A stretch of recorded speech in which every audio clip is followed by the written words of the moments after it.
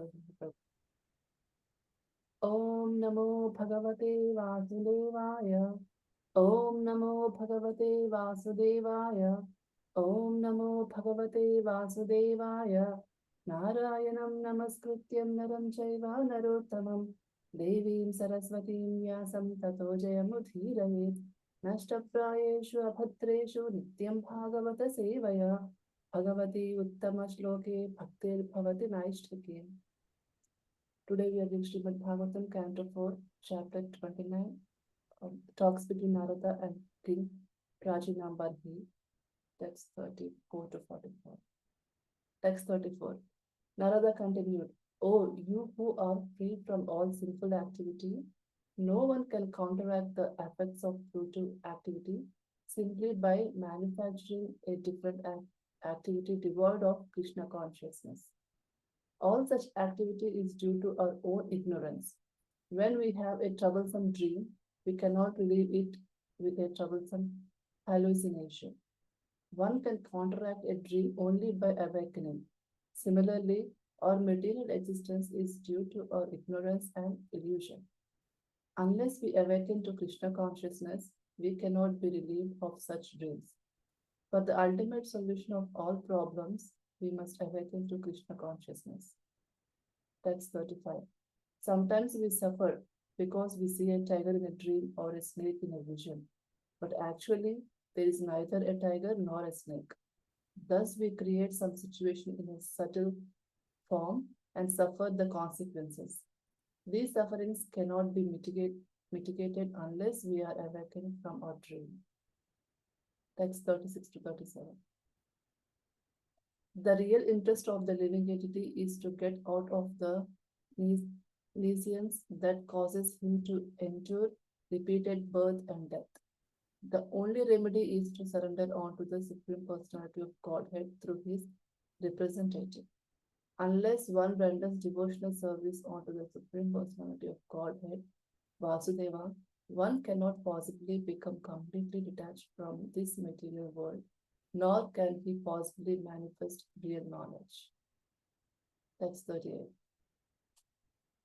O best of kings, one who is faithful, who is always hearing the glories of the Supreme Personality of Godhead, who is always engaged in the culture of Krishna consciousness and in hearing of the Lord's activities, very soon becomes eligible to see the Supreme Personality of Godhead face to face. Text 39 to 40. My dear king, in the place where pure devotees live, following the rules and regulations and thus purely conscious and engaged with great eagerness in hearing and chanting the glories of the Supreme Personality of Godhead, in that place, if one gets a chance to hear their constant flow of nectar, which is exactly like the waves of river, one will forget the necessities of life, namely hunger and thirst, and become immune to all kinds of fear, lamentation, and illusion. Text 41. Because the conditioned soul is always disturbed by the bodily necessities, such as hunger and thirst, he has very little time to cultivate attachment to hearing the nectarian words of the Supreme Personality of Godhead. Text 42 to 44. The most powerful Lord Brahma, the father of all progenitors, Lord Shiva, Manu, Daksha, and the other rulers of humankind, the four saintly first class brahmacharis headed by Sanaka and Sanatana, the great sages Marichi, Atri, Angira, Pulasya, Pulaha, Kratu, Bhrugu, and Vasishta, and my humble self, Narada, are all stalwart brahmanas who can speak authoritatively on Vedic literature.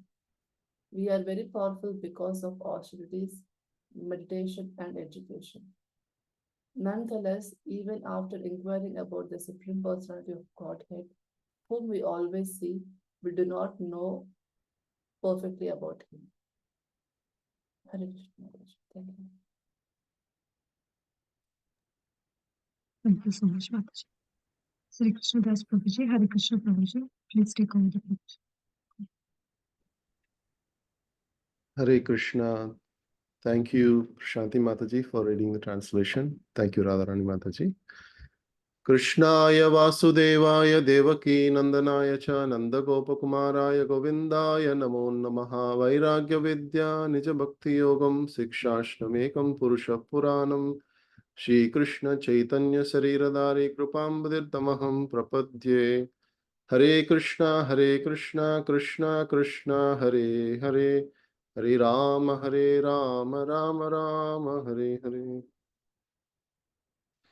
Hare Krishna, dear devotees. So today we are seeing this wonderful section where Prachina Barhi is saying that the whole allegory story described by Narada Muni, he's saying that he is not very advanced to understand the meaning behind this story. So he's requesting Narada Muni to kindly explain him the different aspects of the story and the significance.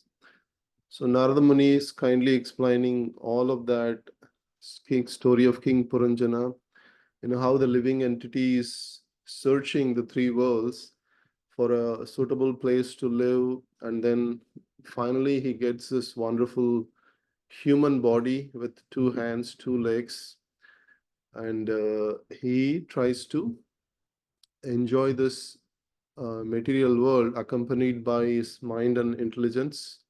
So in Bhagavad Gita also Krishna says that the living entity is grouped together by senses, mind, and particular intelligence that is required for that particular body. So here also King Puranjana appears to exactly follow that intelligence which is given to him, and he does not question. He simply follows, and then finally he transmigrates from one body to another body. So here, so Narada Muni is explaining, and he kind of uh, gives him, how the old age, which is very powerful, and then the eternal time, Chandavega. So all that gradually, um, makes the living entity forced to leave the body. And then the soldiers of Yamaraj, they are various disturbances through the body and mind. They also give us a lot of troubles, like fever and all that. And finally, the soul has to forcefully leave the body. And now, in the verse number 44, 34, starting today, Narada Muni is continuing to describe how the whole process of counteracting in the material world. For every problem, there is a solution. So the living entity generally tries to make a solution to all the smaller problems, but we kind of give up the bigger problems, because there is always a saying that low hanging fruit, we should tackle it first. So from that perspective, the human beings are very busy in tackling those problems which are the materialistic problems, which doesn't need a lot of austerity or endeavor. So, but those counteracting those problems, how it is not going to solve this problem of cycle of birth and death, which is a bigger problem to deal with. That is what Narada Muni is trying to explain here. And he's also, in these verses, he's also saying, so how to solve the real problem? What is the real interest of the living entity? So that is also he's pointing out. So starting from verse number 34, so Narada is continuing. So he's saying, Prachina Barhi, you are free from all sinful activities. So, and he's saying that so to counteract the effects of fruitive activity, simply by manufacturing a different activity devoid of Krishna consciousness. So he's saying if somebody is doing some fruitive activity, that effects cannot be counteracted by a different activity which is not of Krishna consciousness. So, in other words, what is the only way to counteract the fruitive activity or is only by Krishna consciousness, which can uproot even the root of the tendency to do fruitive activities. So the karma is done by everyone because of the desire of the phala, the fruits. And because of that phala, we keep doing the same activity again, we get the fruit, we do it, we get the fruit, it becomes like a conditioning. And then after some time, we just do it because we are conditioned to do it, even without understanding the purpose behind it. So it becomes like a hallucination. That's why a lot of these illusory activities are done. Even though it's suffering, they just do it because they're conditioned, like it's happening in a dream. So now here, so Narada Muni is bringing out some specific points. Swapne, Swapna, Ivanaga. So Iva Anaga means one who is free from the sinful activities. So for the ultimate solution, Narada Muni is saying one should awaken the Krishna consciousness, which is inert, which is inert in the heart. So Krishna Bhakti, like its Shastra says that Nitya Siddha Krishna Prema Sadhya Kabunai Shravanadi Suddha Chitta Koroye Udai. So Krishna Prema is there in everyone's heart. It has to be awakened by the process of Shravanadi Suddha Chitta. Like beginning from Shravana, it has to be awakened. So that process is what Narada Muni is explaining here. So now one can counteract a dream only by walking. Similarly, our material existence is due to our ignorance and illusion. So he's pointing out that it is because of uh, illusion, avidya, ignorance, or illusion. It can be, so the avidya, kama, karma be. So that, so the source of all the problems is the avidya. So to counteract the avidya, we need to understand the spiritual intelligence, spiritual knowledge, and cultivate Krishna consciousness. So here Prabhupada explains that one has to get out of this material entanglement and return home back to Godhead. So this is the real happiness. So the Vedas also says tamasho mam jyotirgamaya. So don't remain in the darkness. Go towards the light. Mrutyuma amrutam gramaya. So don't perish. Go to the eternal world. Don't perish again in this material world. So like that, the Shastra also points out that there is another world where we can get real happiness. So that is what here Prabhupada is also concluding. So Narada Muni continues. He says how this conditioning happens, illusion, how this avidya is kind of taking us over. He is giving some examples. So he says sometimes in a dream we see tiger or we see a snake. But in illusion, it's an illusion, right? There is no tiger, there is no snake. Similarly, we create a subtle situation which has some form, which has some consequences, and then we work very hard to actually overcome those situations. But similar to dream, there is no tiger or snake. These situations that we create, like a temporary situations, those are also not real. So consequently, we are putting so much hard work to mitigate those. But unless we, completely awaken from our dream, all our efforts will not be fruitful. So it will kind of go waste. So Narada Muni is, in other words, he's saying that come to the reality, come to the reality which is differentiated from the illusion, and then you make an effort, permanent solution by by engaging yourself in Krishna consciousness. So there is a verse in Bhagavad Gita that says, Matra sparshastu kaunteya sito ushna sukha dukkada agama apaino anityasya tam stitikshava bharata.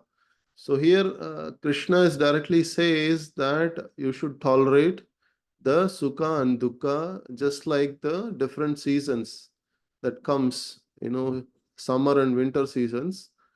You should just tolerate them and focus on the higher consciousness, focus on the higher purpose of life. So there's exactly same message here. Narada Muni is also saying that don't act to counteract the smaller problems in life, but focus on the higher problem, which is the problem of cycle of birth and death, and also the four miseries, that adhyatmika, adi bhautika, adi daivika. So all of these miseries, four kinds of miseries experienced by living entity, the birth, death, old age, and disease, these are the real problems that one has to counteract. So in order to counteract that problem, one has to completely awaken from the understand the reality from illusion, differentiated from the illusion. So that's what Narada Muni is trying to say here. So the Vedas also says same message, that Aham Brahmashmi. So I am not the materially this body which is made of Panchabhutas. It is just the covering for the spirit soul. I am not this body. So Aham Brahmashmi. So Krishna consciousness is the only permanent remedy by which the living entity can come out of this situation of illusory existence. So in the illusory existence, different people have different priorities. Somebody is running at 6 a.m., he goes very fast to some airport. He has to travel like 3-4 hours and he has to attend a meeting. Nobody knows the importance except that particular person. What is the importance of that meeting? Similarly, somebody else is running in the village, to cater to somebody else. Like that, everybody has their own important activities going on. But Narada Muni is trying to bring that consciousness to the higher level so that we can see how to counteract the real problems of life. So in the verse number 36 to 37, now Narada Muni is directly pointing to the Bhakti Yoga process. So like in the other verses it says, Nate vidu swardhagatim sa Vishnum. So swardhagatim, swardha like means our own self-interest, our own interest. So nobody actually knows that the real self-interest is to understand Vishnu and to reach him, like Vishnu. So similarly, the real self-interest is Vasudeve Bhagavati Bhakti Yoga Samahitaha. So in this verse also directly he says that Vasudeve Bhagavati. So Vasudeva is Krishna, who is son of Vasudeva. So one who performs Bhakti Yoga Samahitaha, then Sadrichena Vairagyam Jnanam Cha Jana Yishyati. So automatically the Jnanam and Vairagyam will manifest from such a person. So, but on the other side, he's saying one cannot be completely detached from the material world, nor can he possibly manifest real knowledge if he does not take to this process. So here the real interest, Narada Muni is directly saying the real interest is to come out of this ignorance which is causing him to take repeated birth and death. So repeated birth and death. Here it says that some sritis tad, some material existence, the repeated birth and death, series of parampara, series of one after another, uh, anartha of all unwanted activities. So to come out of this anartha, that focusing on the temporary illusory activities, one has to focus on Vasudeva Bhagavati Bhakti Yoga Samahitaha. So one has to perform this Bhakti Yoga process, engage completely in the devotional service of Lord Vasudeva. So here Prabhupada explains that how in the Narada Pancharatra also, Narada Muni says that Sarvopadi Vinirmuktam Tatparatvena Nirmalam Risikena Risikesha Shevanam Bhaktir Uchate. So the topmost bhakti that we can achieve is to purify all our upadhis. Upadhis are designations, and Vinirmuktam Tat Paratvena Nirmalam, like to become pure and engage our senses in the service of the Lord of the senses, Rishikesh. So that is the topmost bhakti or pure bhakti. So this is only possible if one purifies his mind. So unless one purifies his mind, there is no question of getting free from the material condition. So, so here in the elaborate purport, Prabhupada explains that the Guru is very significant in this connection. So here anartho upashamam shakshat bhakti yogam adokshajam lokakshyagnanato vidvams chakre satvata samhitam. So here saying the material miseries of living entity which are superfluous to him can be directly mitigated by the process of devotional service. So here also the another verse, Bhagavatam first canto, it says the same message, that Bhakti Yoga can mitigate all the material miseries. So the living entity is trying to counteract, like here Prachina Barhi, he is also trying to counteract the material miseries. By performing Vedic sacrifices, he wants to elevate himself to the higher planetary system. Now Narada Muni is kind of understanding his purpose, and he is saying, you are focusing on a smaller problem. Now you have a your real interest is to achieve Vasudev, Bhakti Yoga, perform Bhakti Yoga and purify your existence. Now, in order to achieve that real interest, you perform Bhakti Yoga process. So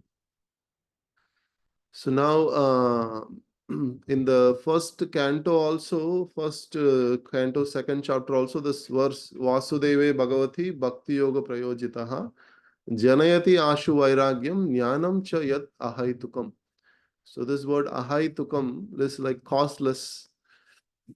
So just like in this material world, we know there is a primary activity, and then through the primary activity, the byproducts automatically come.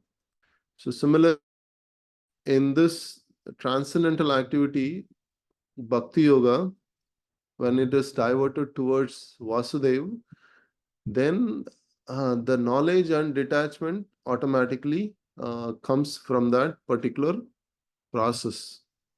So that is what this verse is saying, and it is causeless. Causeless meaning the origin is Supreme Lord, but we did not endeavor specifically for jnana or vairagya. We only want to endeavor for the performing this bhakti, loving devotional service. That is our only motive.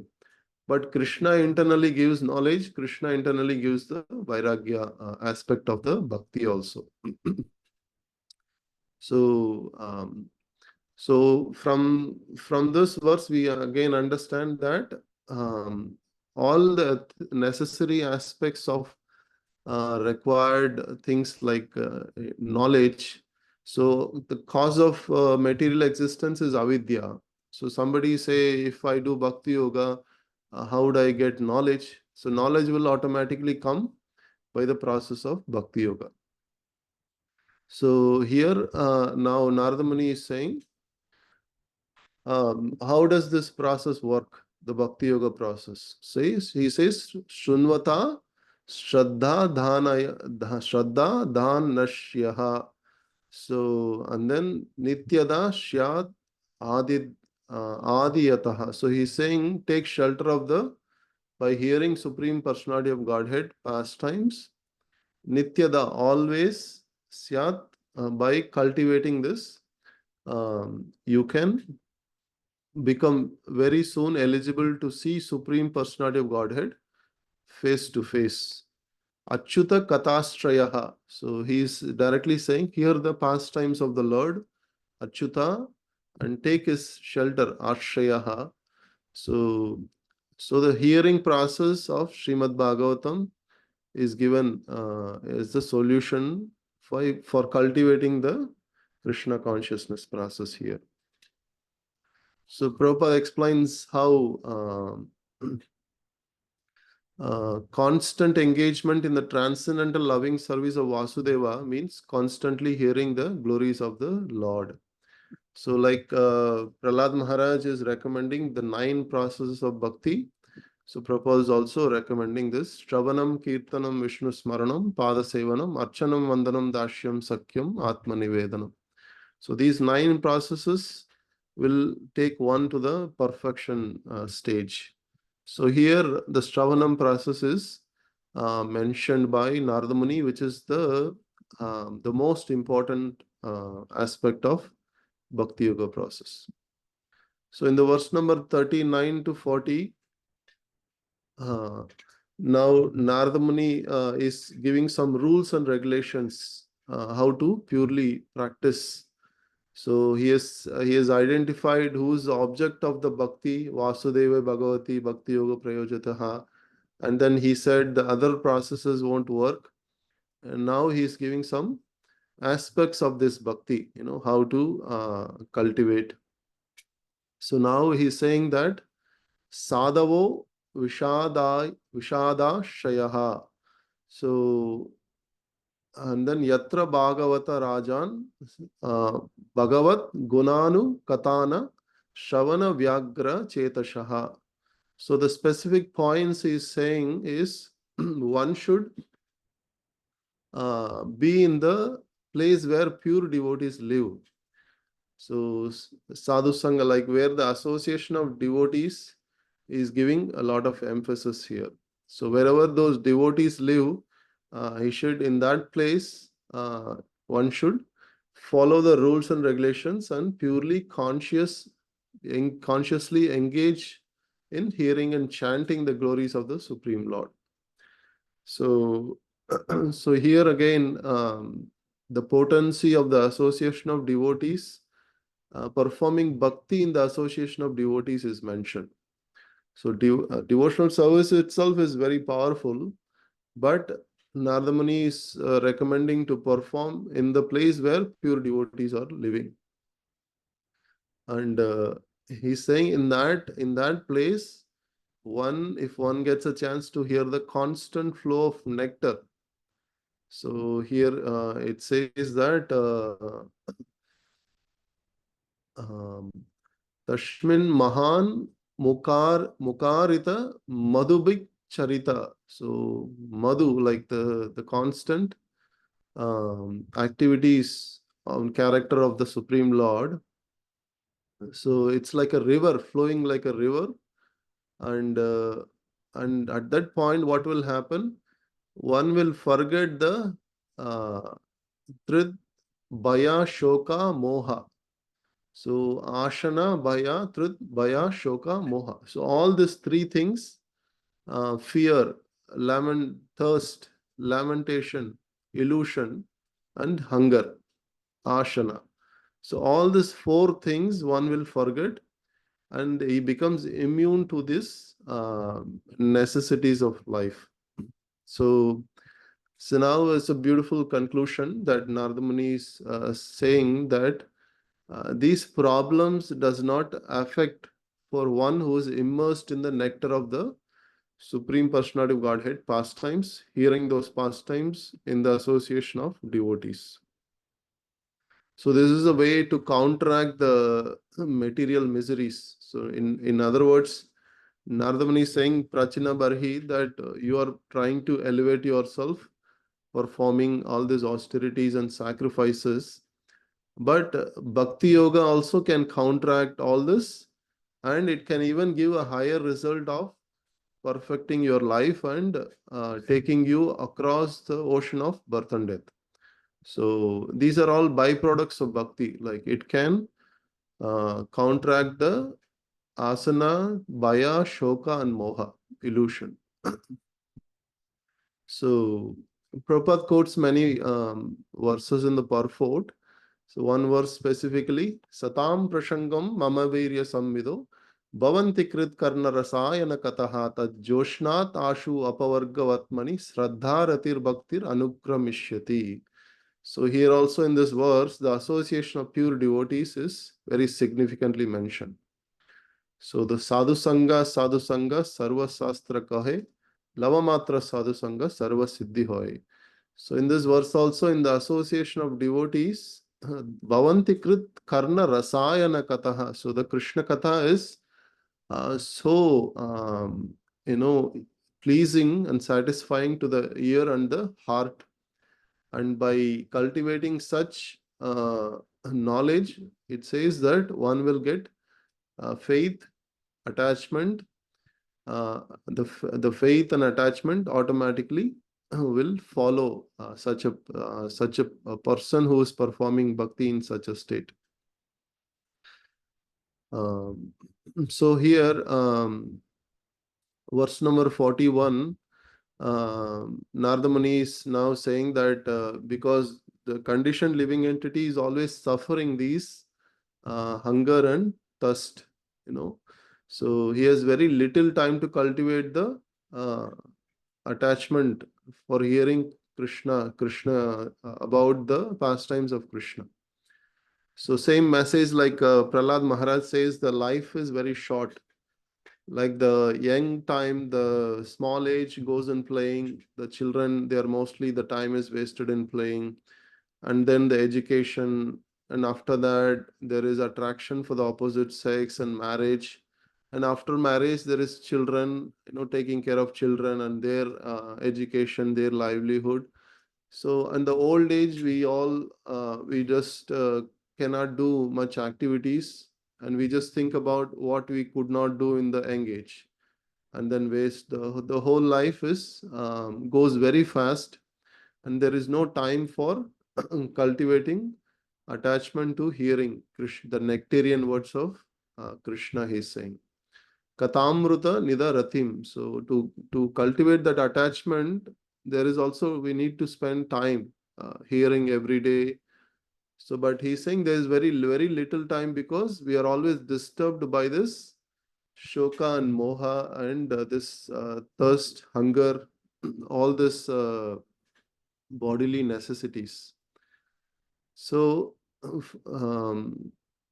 finally, in the verse number 42 to 44,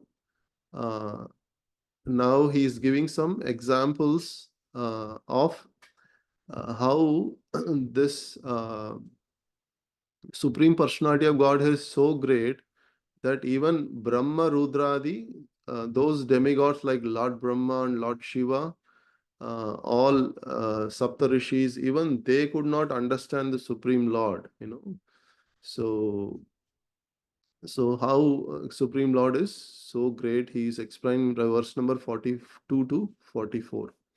So in essence, Prabhupada is concluding that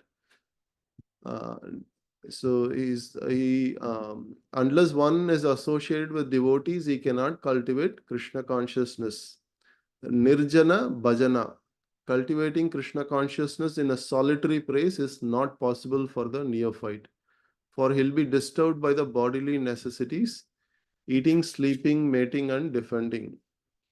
Being so disturbed, one cannot cultivate Krishna consciousness.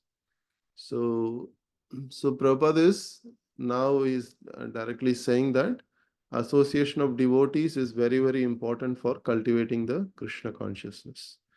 And by cultivating Krishna consciousness, one can achieve the perfection, like Narada Muni is saying in this series of verses, how he can overcome the problem of birth and death and achieve the shelter and lotus feet of Lord Vasudeva. Hare Krishna. This concludes the today's verse number 44. Thank you very much. Srimad Bhagavatam ki jai, Srila Prabhupada ki jai, Ananta Koti Vaishnav Vranta ki jai. Hare Krishna. Thank you, Thank you so Radharani. much, Sri Krishna Prabhuji. Very wonderful class. Hare Krishna to all dear devotees for joining the class. Hare Krishna Prabhuji, thank you. Hare Thank Krishna. Hare Krishna.